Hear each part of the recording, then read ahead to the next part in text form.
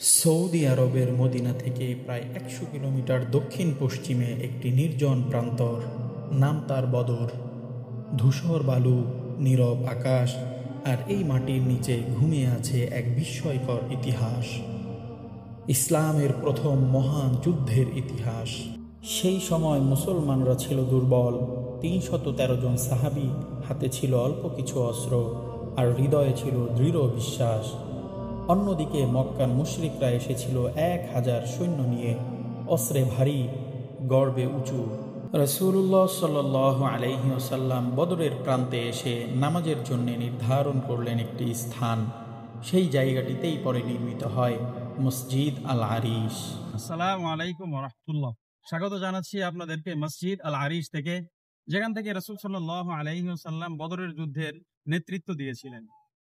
এই মসজিদে দাঁড়িয়ে নবী সাল্লাল্লাহু আলাইহি ওয়াসাল্লাম আল্লাহর দরবারে প্রার্থনা করলেন, হে আল্লাহ, আজ যদি এই দলটি ধ্বংস হয়ে যায় তাহলে পৃথিবীতে আর তোমার নাম উচ্চারিত হবে না।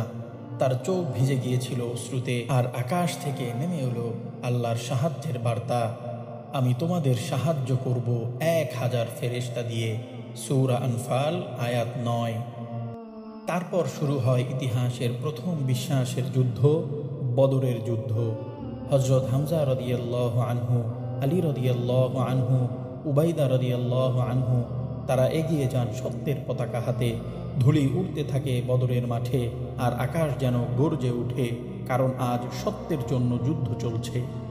যুদ্ধ শেষে মুসলমানরা পেলেন মহান বিজয়, কিন্তু সেই বিজয় এসেছিল ত্যাগের বিনিময়ে।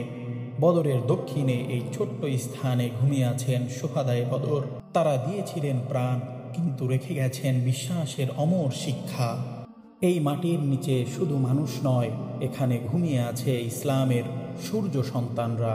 বদর প্রান্ত আজও নিঃশব্দে ফিসফিস করে বলে, হে মুসলমান, তুমি যদি সত্যের পথে অটল থাকো, আল্লাহর সাহায্য তোমার সঙ্গেই থাকবে। বদর শুধু একটি যুদ্ধ নয়, এটি এক বিশ্বাসের ইতিহাস, এক ভালোবাসার অশ্রু, এক ঈমানের প্রতীক। যারা আল্লাহর পথে প্রাণ দিয়েছে তারা মৃত নয়, বরং তারা জীবিত, তাদের রবের কাছে সম্মানিত। আলাইহি সালামি।